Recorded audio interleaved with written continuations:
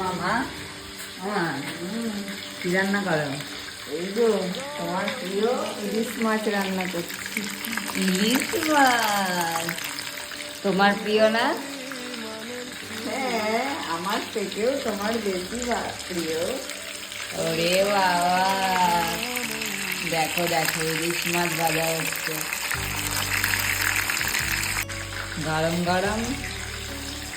ভাত, আলু ভাতে ইলিশ মাছ ভাজা আর সাথে একটা কাঁচা লঙ্কা। ব্যাস, বাঙালির আর কি চাই। এখন এখানে এতগুলো মাছ আছে, মানে দু পিসই আছে, আর এখানে চার পিস ইলিশ মাছ। ইনি খাবেন। তুমি খাবে তো? কে খাবে? কে খাবে? আমি তো এক পিস খাবোই খাবো।